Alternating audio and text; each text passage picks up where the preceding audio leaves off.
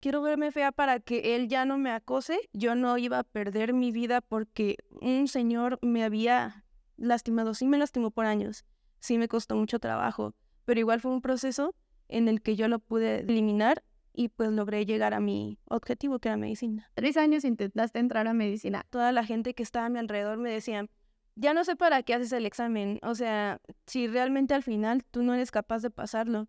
Conseguiste ser el mejor promedio entre todos los exámenes de admisión que se hicieron. Y me enteré ahí que yo había sido la más alta dentro de todas esas personas, 1500. Y ondita, gracias por estar en el episodio número 5 de Sin Velo, Ve Construyendo el Fracaso y el Ridículo. Esta vez tengo a alguien muy especial frente a mí, no solamente por todo lo que ha hecho y por lo que ha logrado, sino que pueden ver en nuestro cabello tan parecido que tenemos un parentesco que va más allá de la amistad o del compañerismo, como ha sido con otros invitados. Les quiero presentar a mi prima. Ella está estudiando medicina, es pedagoga, ha hecho muchas cosas, basquetbolista, ahorita nos explica por qué trae el dedo así, pero lo más importante es una persona a la que yo le admiro mucho su perseverancia y su paciencia, y hoy vamos a estar hablando de esto. Tú fuiste una de las personas que se sentó ahí junto con Graue. Graue es el rector de la UNAM. Ustedes saben que, y para los que no saben, porque hay mucha gente que nos ve desde Latinoamérica, la UNAM es la universidad aquí más top pública de México, de todo el país. Entonces muchos estudiantes se pelean por entrar a esta universidad y sobre todo se pelean por entrar a la carrera de medicina. Y tú no solamente lo lograste, sino que conseguiste ser el mejor promedio entre todos los exámenes de admisión que se hicieron a la carrera. Entonces, a ver, esto no es un logro menor. Cuéntame, ¿cómo está en cifras todo? ¿Contra cuántas personas estabas compitiendo? En la generación éramos aproximadamente 1500. De esos 1500 resultó que pasaron los días, me llegó un correo diciendo, gracias a su excelente trabajo en el examen, pues usted ha sido invitada a la bienvenida en Tlatelolco. Yo estaba sorprendida. No sabía de qué se trataba eso hasta que llegué a Tlatelolco y me enteré ahí que yo había sido la más alta dentro de todas esas personas, 1500, que pues que había ganado. Que cuando vemos estos éxitos grandes, como esta competencia que al final son 1500 personas las que hicieron el examen de medicina, pero son muchas más las que no alcanzaron a tener esa oportunidad. Y hay un montón de esfuerzo atrás de estos logros que cada uno va teniendo en su vida. Yo no sabía de esto, me enteré apenas. Lo intentaste por varios años. 3 años intentaste entrar a medicina. Y ahorita nos estabas contando como una parte que a mí también me parece muy admirable de esta historia, porque yo creo que la mejor manera de interiorizar conocimiento es enseñándolo. Y cuando tú entraste a odontología primero y estabas como en el proceso de, pero tengo esta espinita de que me quiero cambiar a medicina, decidiste empezar a dar clases a otras personas para que también pudieran entrar a la UNAM, para que también se prepararan para este examen de especialización. ¿De dónde vino esta idea? Llega un momento en el que tienes dificultades y más con tu familia si ya avanzaste mucho tiempo y ya te diste cuenta que año tras año no lo has logrado, entonces pues vas perdiendo como la confianza de la gente. Ya no te están apoyando y tienes que encontrar una forma de salir adelante. Esa forma, en realidad la mía, fue buscar cómo le puedo hacer para conseguir dinero y además seguir estudiando. Mi estrategia fue, pues, definitivamente lo que yo sé dar clases, yo soy muy buena haciendo esto, entonces seguramente me va a ir bien. Posteriormente creé un grupo y este grupo, pues, me di cuenta que estaba funcionando bien y metí a varias gente a la universidad y a la vez me di cuenta que estaba aprendiendo mucho y de esta forma, pues, fue mi objetivo y mi meta. Oye, qué difícil lo que estás diciendo ahorita, de llega un punto donde a lo mejor ya perdiste la confianza de las personas que te rodean. Y yo creo que eso nos ha pasado, y tal vez también lo más peligroso es cuando uno ya pierde la confianza en uno mismo. Que en el proceso es como, oh, ya, no sé ni yo misma si voy a lograrlo o no voy a lograrlo. Te voy a contar, apenas estaba sentada en mi silloncito Acapulco, tratando de editar un video que duraba 50 minutos y lo había hecho todo mal, el audio no funcionaba y fue de esos momentos donde uno se tira así y dice, ¿sabes qué? Ya no quiero hacer podcast, me voy, o sea, me rindo con esto.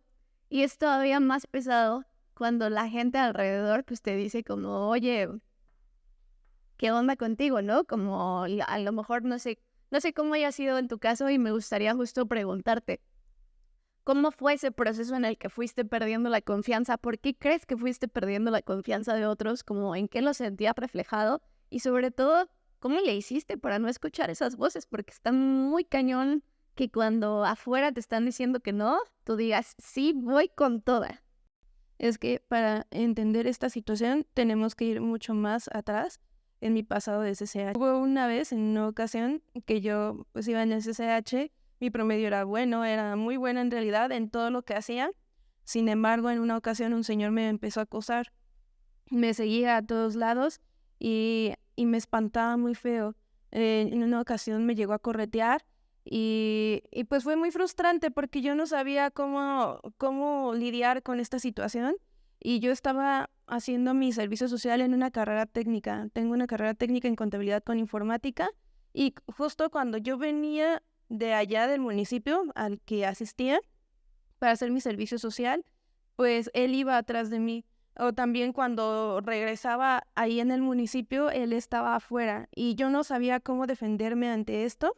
Entonces tenía mucho miedo y mi método de defensa fue, pues me voy a vestir de tal forma que no me pueda acosar, o sea, que yo me vea fea. Quiero verme fea para que él ya no me acose y a su vez pues quiero liberarme de esto. No podía concentrarme en el CCH y pues en ese momento ya me costó mucho trabajo seguir adelante, seguir subiendo más cosas y pues bajé mi promedio mucho y no pude entrar a medicina y pues como no podía entrar tenía que ir a odontología. Fue la carrera que me alcanzó y pues sí me gustaba, pero no era algo que yo quería. Y durante ese tiempo que estuve ahí conocí a mucha gente que realmente quería estar ahí y gente que quería estar en medicina pero que no se atrevía a cambiarse porque tenía miedo. Entonces, estar en odontología para mí representaba estar en un lugar en donde un señor que me había roto por dentro totalmente eh, iba a modificar mi vida para que yo estuviera ahí perdiéndola por siempre. Entonces, pues sí me deprimí durante mucho tiempo. Recuerdo que mis compañeras del grupo pues se burlaban a veces de cómo me vestía. Me decían que por qué no me arreglaba bien, pero pues no me arreglaba bien porque tenía miedo y porque no quería que me acosaran.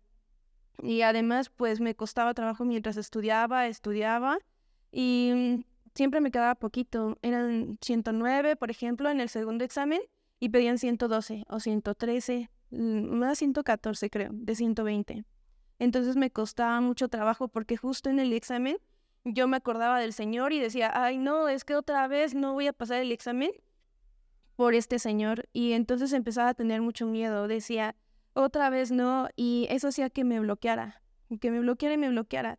Mientras tanto, cuando salía, toda la gente que estaba a mi alrededor me decían, ya no sé para qué haces el examen, o sea, si realmente al final tú no eres capaz de pasarlo, siempre lo haces y repruebas, lo haces y repruebas.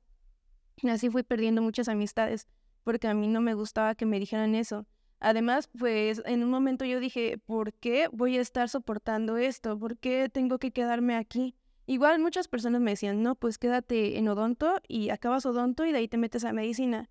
A mí no me gustaba la odontología, entiendo que es una carrera muy importante y pues es increíble estar ahí, pero no para mí porque yo no quería eso. Entonces luché en cada momento en pasarlo hasta que en un momento dado mi abuelita materna ya estaba en el hospital y estaba sufriendo mucho, estaba muy enferma. Entonces mi mami estaba en el hospital con ella y yo me acuerdo que yo también iba al hospital con ella. Iba, la cuidaba y decía, pues es que no puede ser posible que yo siempre que esté en el examen me esté acordando del señor y siempre me esté bloqueando y siempre me cueste tanto trabajo salir de aquí. Entonces lo que hice fue, ese señor no me va a afectar, esto no me puede detener. Yo quiero estudiar medicina, yo no puedo quedarme aquí estancada. Y fue cuando poco a poco fui quitando eso, abriendo eso y viendo mi objetivo. Mi objetivo estaba aquí y yo estaba aquí. aquí estaba el Señor, eliminando cada pensamiento que sabía que estaba bien, pero Él haciéndome dudar. Y además tenía que pasarlo por mi abuelita igual y por muchas otras cosas, porque es lo que yo quiero. Entonces ese día, y me acuerdo perfectamente bien de esa noche, estaba en la noche en la cama de mi mami, tenía un estetoscopio al lado y mi celular, y tenía un cuaderno.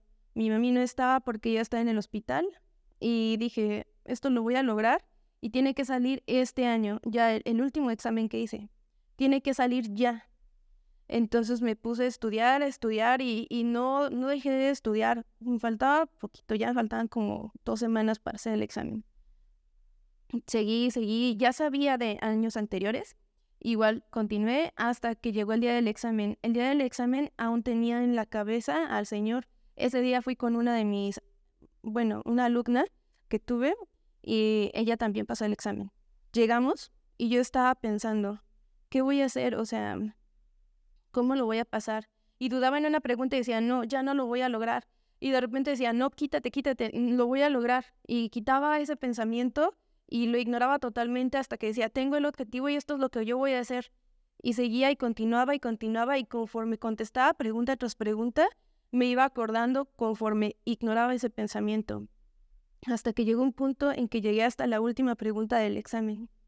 Y cuando lo acabé me sorprendí mucho que ya lo había acabado y que no me había costado tanto trabajo. Entonces, pues, esa fue mi manera de ignorar a todos. O sea, es algo que yo quería. Yo no iba a perder mi vida porque un señor me había lastimado. Sí me lastimó por años. Sí me costó mucho trabajo. Pero igual fue un proceso en el que yo lo pude eliminar y pues logré llegar a mi objetivo, que era medicina.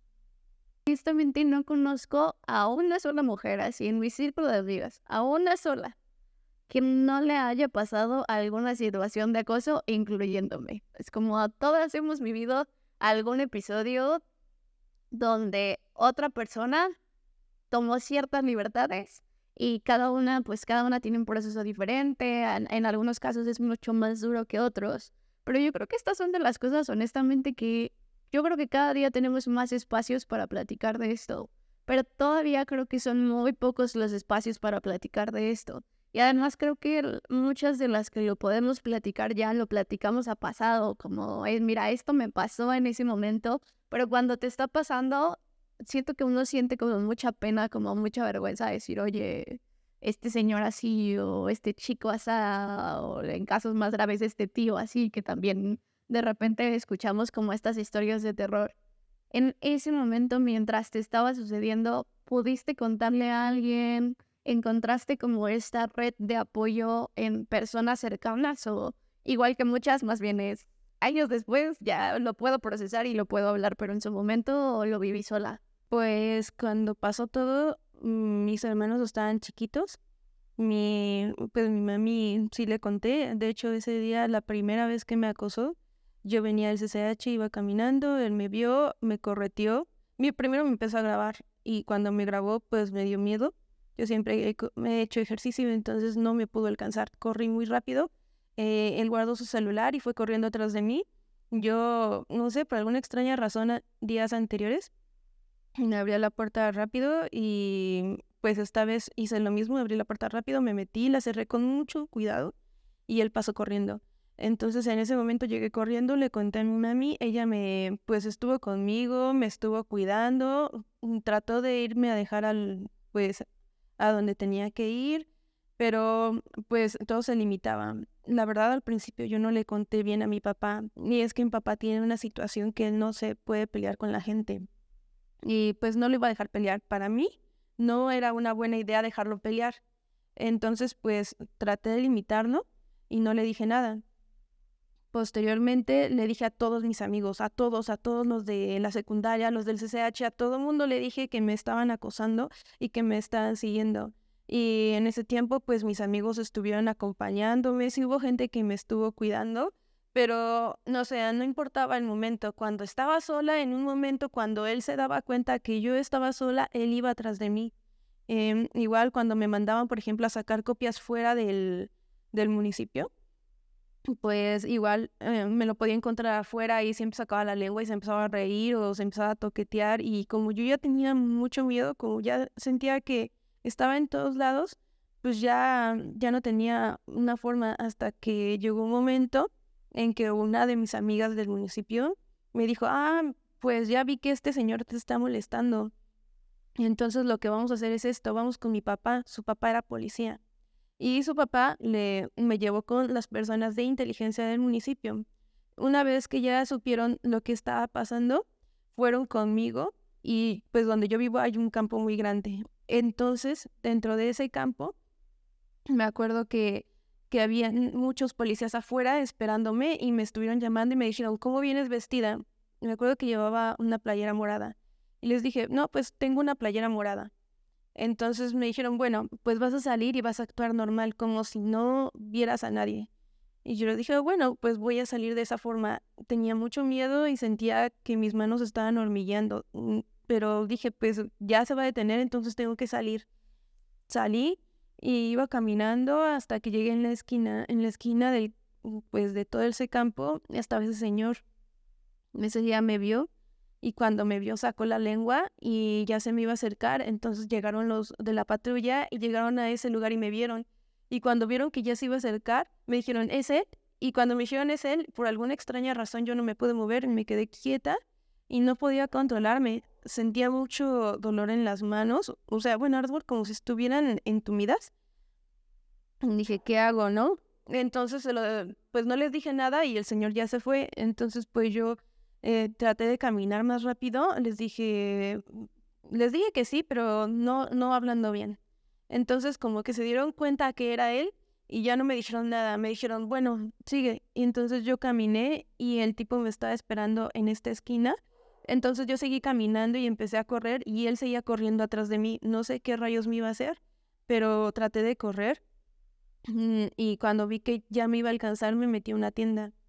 Dentro de la tienda, el tipo llegó, se metió a la tienda y en ese momento me espanté mucho. Tenía mucho, igual el hormigueo en las manos, porque pues mi forma de llevar una emoción fuerte, así, es hormigos en las manos, muy fuertes. Y decía, ¿cómo le voy a hacer para escaparme de aquí? Y en eso llegaron dos policías que iban vestidos de civiles y me dijeron, es él, ya lo vimos. Y entonces en ese momento el tipo se espantó mucho, empecé a ver cómo empezó a sudar muy fuerte y entonces pues ahora el que tenía miedo era él y se salió corriendo y se echó a correr. Se fue corriendo, corriendo, corriendo y los policías salieron tras de él, pero pues no lo alcanzaron. Se fue y a partir de aquí ya ellos me llevaron de nuevo al municipio y me dijeron que ya no se iba a volver a acercar a mí y pues tenían razón, ya no se acercaron a mí, pero a partir de ahí ya tuve mucho miedo y esa fue mi red de apoyo. O sea, todos los policías, mis amigos, mi familia, a ustedes tal vez me tardé en contarles mucho, pero pues sí fue algo muy extraño, algo muy largo. Yo creo que esa es la magia de cuando lo compartes. O sea, de repente, por ejemplo, a mí alguna vez me pasó en el metro como para abrir este tema, que un chico se me pegó muchísimo y yo no sabía qué estaba pasando. O sea, literal, no sabía qué estaba pasando, no sabía por qué se estaba arrimando tanto, no sabía que literalmente estaba como frotándose conmigo, pero como que no tenía ese conocimiento de qué podía pasar y solo me resultaba como algo muy incómodo. Pero en realidad no supe cómo procesar ni cómo decir eso. Yo creo que de hecho esta es la primera vez que lo digo públicamente a un público más amplio. Em, y digamos que no pasó a más, era como una estación de metro y fue muy incómodo, pero se terminó ahí. O sea, no era algo quizá como recurrente como lo que nos estás contando, pero yo creo que si yo hubiera tenido la capacidad para decirle a las otras personas que venían en el vagón del metro conmigo, como este chico me está haciendo eso, tal vez alguien me hubiera defendido, tal vez alguien hubiera entendido como qué era lo que estaba pasando, me hubiera ayudado a entenderlo mejor. Y creo que esa es la magia de cuando lo compartes en comunidad, que al final te das cuenta de que hay mucha más gente dispuesta a apoyarte de lo que uno muchas veces cree y que al final del día vivirlo solo es un poco lo que me pasó a mí, ¿no? Como tragarte el episodio amargo que te haya sucedido, pero compartirlo es llegar a soluciones, buscar ayuda, encontrar a otras personas que te pueden solucionar el problema y yo creo que en este caso, pues qué bueno que lo lograron solucionar en comunidad, lo lograron solucionar como la red de apoyo que fueron en ese punto. Pero pasando esa historia de terror de la que esto, más mujeres somos víctimas de lo que se pensaría, e incluso creo que este es un buen momento para hacer una invitación de si tienes una hermana, novia, lo que sea de confianza, como no está de más como preguntarle si todo está bien de vez en cuando, si ella no tiene también como esta confianza para decirlo. Pero pasando un poquito de ese episodio, hace un ratito decías algo que yo te admiro mucho también, que es, yo tenía un objetivo y no voy a dejar que esto que me pasó elimine ese sueño o termine con eso que yo quería hacer. Entonces, yo creo que esa terquedad honestamente no viene de a gratis. O sea, yo no creo que sea como una cualidad que todos desarrollemos. Yo no sé si se nace con ella porque si nos comparamos para este ejercicio, yo digo, yo no tengo esa terquedad para hacer las cosas. Entonces, ¿tú de dónde crees que viene como esta visualización del objetivo y sobre todo no dejarse de que las cosas externas rompan con esa misión? Pues tengo dos partes. La primera es que de por sí mi mami es así. Si mi mami tiene un objetivo, si ella quiere cumplir algo, ella lo va a lograr. No importa cómo le haga, ella lo va a hacer. Exactamente igual soy yo. Yo fui como su creación, ella es igual. Entonces, pues justamente a partir de ella, que siempre me decía, no, tienes que pasar el examen. Sinceramente, de las personas que yo creo que no se decepcionó de mí, que no me dijo, ya vas a reprobar, fue ella. Ella siempre me dijo, lo vas a lograr y lo tienes que hacer. Incluso una vez que ya no quería ir a hacer el examen, bueno, o sea, sí iba a ir, pero no quería porque ese día me enfermé, tenía pues diarrea. Entonces mi mami dijo, no, levántate, y me dio una pastilla de Pepto-Bismol e inmediatamente después me llevó a hacer el examen y esa vez me quedé, me parece que a un acierto, algo así. Entonces yo creo que viene de ahí de mi mami y la otra es, o sea, los seres vivos hemos estado durante muchos años, llegamos a este tiempo y es mi oportunidad de vivir ahora. Entonces, ¿por qué ahora que lo estoy viviendo, algo que anhelo tanto, por qué lo voy a dejar? Tuve miedo y me pasó todo eso, pero ¿por qué lo voy a dejar? Entonces hay que buscar una forma, de alguna forma se tenía que poder. Yo quería estar ahí en esa facultad que veía a diario. Era un martirio para mí verla pues de lejos, entonces no podía, tenía que llegar y pues eso fue lo que me llevó a eso. Qué bonito. Oye, Isela, y el siguiente punto es la paciencia. O sea, ahí es otra cosa donde yo digo, ¿cómo lo haces? Porque yo me considero una persona muy desesperada. Entonces, si me dices, este objetivo lo vas a conseguir, quién sabe cuándo, porque para empezar, tú no sabías cuándo se iba a dar el examen ya de la forma en la que tú estabas buscando que se diera, pero a lo mejor otras personas, y yo me incluyo ahí, nos hubiéramos rendido antes, ¿sabes? Como yo creo que yo después del segundo año hubiera dicho, ok, ya voy a buscar otro emprendimiento, voy a intentar otra cosa. ¿De dónde viene la paciencia desde tu perspectiva? Viene de la misma razón, o sea, quiero algo, quiero estudiar medicina, me gusta mucho. No puedo quedarme en un lugar donde no me gusta y desgraciarme toda la vida haciendo algo que no me gusta solamente para decir, bueno, pues ya, o sea, no perdí tiempo. Perdí toda mi vida haciendo algo que no me gusta. Entonces, no puedo perder toda mi vida. Por eso dije, sea como sea, yo no me veo siendo otra cosa. O sea, sí otra cosa que me guste, pero no otra cosa que no sea lo que yo quiera. Entonces, la paciencia viene de eso, de llegar a lo que yo quiero. Qué bonito yo que y hay un término que se llama la falacia del costo hundido, que es como esta parte donde de repente, no sé, estás formado en un banco y dices, ok, ya en cualquier momento paso, pero llevas 2 horas formado. Entonces puede que todavía te lleve otra hora, pero dices, no, es que ya perdí 2 horas aquí, entonces, pues ya, ¿qué más me da esperar una hora? Pero como bien lo pones ahorita en perspectiva, es como, en ese ejemplo, a lo mejor no es una hora, a lo mejor son otras 2 y a lo mejor lo podrías aprovechar para otras cosas. Y en este punto es solamente una parte de mi vida. O sea, esos 3 años fueron una parte de mi vida, pero lo que seguía era el resto de mi vida profesional. Entonces, lograste ver a largo plazo y creo que eso tampoco es una cosa común. Yo creo que esta es de los sentidos comunes que son menos comunes de todos. Y hay otra cosa ahorita que estábamos hablando de la presión, que yo creo que, a ver, estudiar medicina ya en sí es muy complicado y ya hablamos de lo competida que es. Y tú decidiste ponerle un grado de dificultad nuevo a eso, como, oigan, ¿y por qué no estudio otra carrera a la par que hago medicina? Al fin, esto que las tareas, los maestros, el internado, esta cosa es fácil, o sea, se puede equiparar con otra carrera. Hay personas que hubieran decidido esperarse, terminar una, hacer la otra después, pero no, tú ya terminaste la carrera en pedagogía y la hiciste a la par. Pero ¿cómo se te mete esto a la cabeza y cuándo dices, es buena idea hacer otra carrera paralela? Cuando iba en CCH, tuve un profesor que era increíble conmigo y de hecho, gracias a él, pues fue que aprendí muchas cosas igual. Él confiaba mucho en mí y me dejaba sus grupos y me ponía a darles clases e inmediatamente también.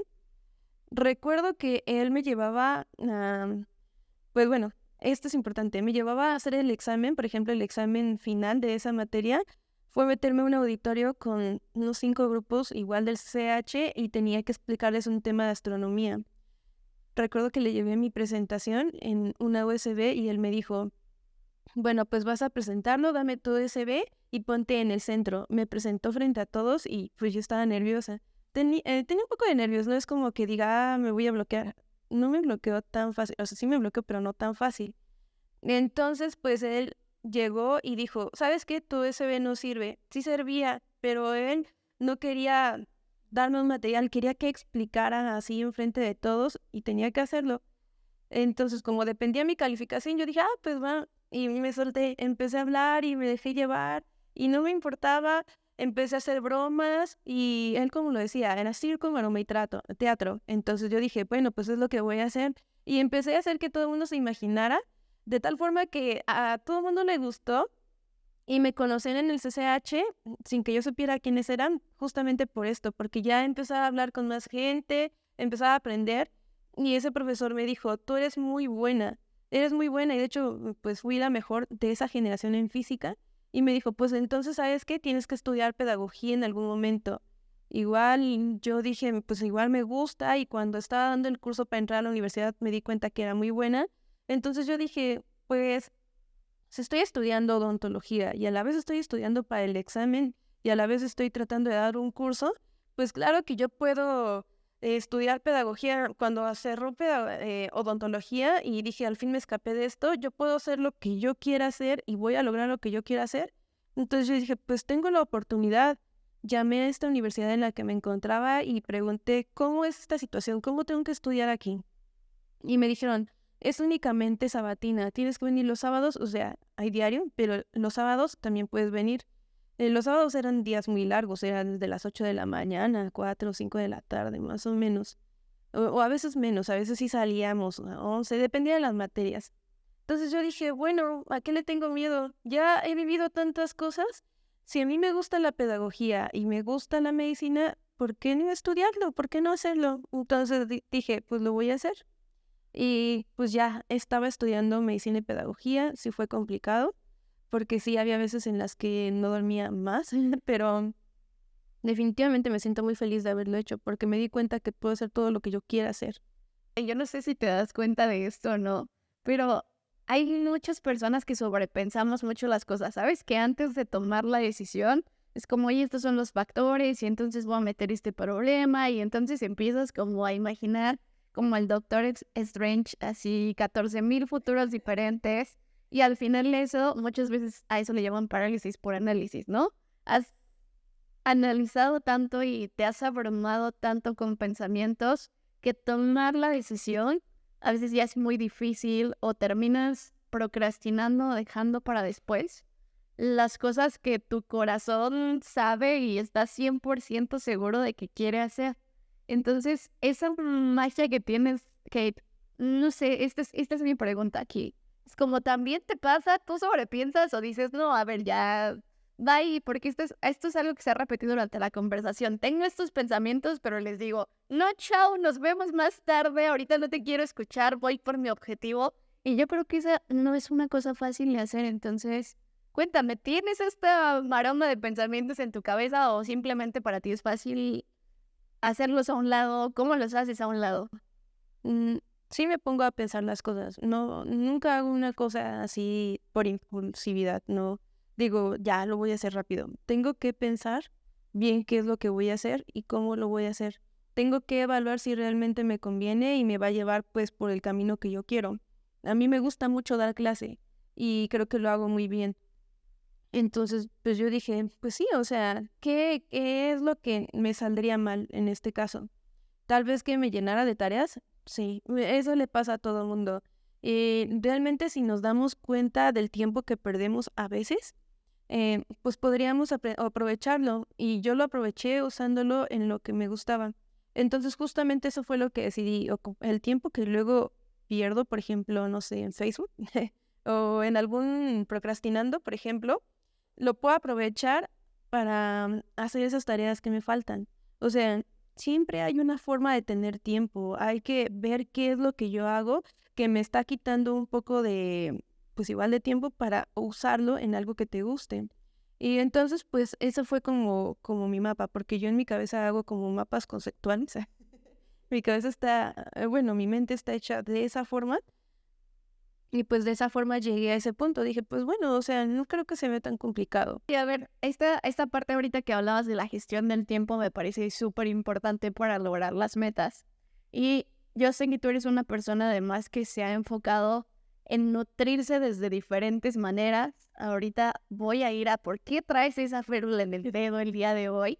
Pero eres una persona que, como nos lo dijiste en algún punto, has hecho ejercicio siempre. Entonces yo creo que tú tienes como muy claro también de voy a nutrir a mi mente, voy a nutrir a mi cuerpo y voy a buscar espacios como para que esto fluya de diferentes maneras en diferentes círculos de la vida, que yo creo que también eso es algo que te admiro mucho porque yo siento que yo soy monógama temática. Es como si le estoy ahorita echando ganas al trabajo, es como este es el foco y esto es lo que voy a hacer. Y de repente cuando también tienes un objetivo muy claro, se te olvidan el resto de las cosas. Y no solamente pasan a segunda, tercera, quinta prioridad, sino que a veces simplemente decides quitarles el tiempo para hacer esos temas. Y yo creo que tú eres una persona que ha respetado mucho esas segundas, terceras, quintas, sextas prioridades y encuentras la forma de darles un espacio también. Entonces, entre tus actividades, entre tus dos carreras, cuéntame, y entonces, ¿a qué hora jugabas básquetbol? ¿A qué hora juegas? O sea, ¿cómo le haces para organizar tus actividades en el día? Bueno, en el cuarto tengo un pizarrón. En ese pizarrón yo anoto cada cosa que tengo que hacer. Lo divido pues por cosas que tengo que hacer, ¿no? Medicina, pedagogía y las demás cosas, muchas más cosas. Bueno, ahí voy a poner qué es lo que tengo que hacer, qué materias tengo y qué es lo que voy a hacer. Entonces, cuando llego a mi casa, veo mi pizarrón y digo, bueno, pues tengo que hacer esto de esto, esto de esto, y ya no se me olvida qué es lo que voy a hacer, porque siento que gasto mucha energía si estoy como buscando o recordando poco a poco. Simplemente lo anoto ahí y ya cuando llego lo anoto, lo hago por orden de prioridad. ¿Qué es lo más importante? ¿Qué es lo que se entrega ya? Ah, bueno, pues eso es lo que voy a hacer. ¿Qué es lo que se entrega después? Pues puede esperar. Puede esperar porque ahorita lo que me importa es acabar con lo que ya se tiene que entregar ahorita o estudiar y aprenderme lo que ya se tiene que estudiar ahorita y se acabó. Y de esa forma pues me ha funcionado muy bien. Me gusta, me recuerda como a esta matriz de Eisenhower también, que es como lo urgente, lo importante, lo que tienes que delegar y lo que tienes que eliminar, porque creo que esa también es la magia de la gestión del tiempo, que a veces creo que a perfiles como el mío, por ejemplo, lo que más nos cuesta trabajo es también eliminar cosas, como decir, esto ya no, o sea, esto de plano no está nutriendo, no está aportando, no lo voy a hacer. O sea, hay nomás, ¿no? Como estudiar una carrera de medicina, estudiar pedagogía, estar en un equipo de básquetbol desde hace 10 años y tener una red de amigos bastante importante, porque creo que esta es otra de las cosas, pues que de repente uno tiene como ciertos prejuicios de la persona a la que le está yendo muy bien académicamente, tiene que ser esta persona antisocial, y ahorita lo veíamos mucho en la historia que nos dijiste de has construido una red de apoyo y creo que eso también habla muy bien de ti como persona, no solamente en lo que puedas lograr laboralmente o académicamente, sino también en lo que has construido con base en amistades y relaciones con otras personas que te importan y a las que tú les importas. Ahora me gustaría justo hablar un poco de esto, que es, creo que la base en la que se construyen relaciones, que es un poquito de la empatía. Y quiero ir cerrando este podcast hablando de ese concepto, porque yo creo que para estudiar medicina se necesita mucho de eso. Y quiero que cerremos este espacio contándonos por qué elegiste estudiar medicina. Ya tuvimos claro durante todo este espacio que era tu objetivo, que lo fue durante mucho tiempo y lo conseguiste, pero ¿de dónde venía esa garra o por qué? ¿Cuál era la misión de estudiar eso? Cuando era muy chiquita, muy, muy, muy chiquita, veía cómo mi abuelita curaba a mis primos, a mis tíos, obviamente con remedios caseros, ¿no? Entonces yo dije, bueno, pues es interesante cómo funciona el cuerpo. Me acuerdo que me la pasaba leyendo libros así básicos de dibujitos en donde viene el cuerpo y me gustaba colorearlo, me gustaba revisarlo. Decía, me gusta mucho, o sea, me gusta todo el cuerpo. Y después, pues, cuando iba a que me revisaran, me gustaba, o sea, me gustaba cómo me revisaban, qué era lo que me preguntaban, me gustaba cómo se veían incluso con las batas, o sea, todo eso me gustaba.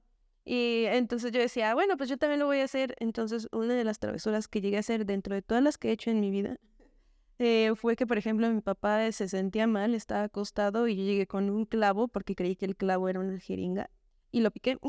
Pero yo creí que lo iba a curar. Entonces, pues, era como algo que ya quería. O sea, me gusta estar con la gente, me gusta ver cómo hacerle para resolver la enfermedad y si se puede lograr algo. Y en todo caso, me gusta el funcionamiento del cuerpo, me gusta cómo de una cosa puedes sacar alguna otra cosa y cómo responde ante pues diferentes cosas que pueden enfermarte. Y eso me gusta. Entonces, pues es el tema que más me interesa, justo por eso. A ver, espérate, no lo puedo dejar pasar así. O sea, ¿le picaste a tu papá con un clavo? ¿Y qué hizo? Supongo que no fue muy feliz. Mi papá dejaba su herramienta por ahí. Para mí era muy sencillo llegar, agarrar la herramienta y ¡boom! Año ya, ¿qué vamos a ponernos a juzgar nosotros en este espacio? Bueno, Isela, pues con esto cerramos este podcast. Cuéntame, ¿cómo te sentiste? Me siento muy feliz, la verdad. Me gusta contar todas estas cosas que he hecho. Entonces, ¿qué he pasado? La verdad quiero decir, por favor, nunca se rindan ante una cosa que quieran. Y si les están diciendo, no lo hagas porque es imposible, están hablando desde los miedos de otra persona, no de ustedes. Entonces, es importante, y gracias Isis por dejarme decirlo aquí, es importante que no se rindan ante sus sueños. No se pueden quedar en esta vida que tienen con algo que ustedes no quieren. Ya tengo mejores palabras que esas para cerrar este podcast, así que muchas gracias por ver este 5º capítulo del podcast Sin Velo, Deconstruyendo el Fracaso y el Ridículo. Solo se apagó 3 veces. Solo tuvimos que cambiar la memoria 3 veces. No pasa nada.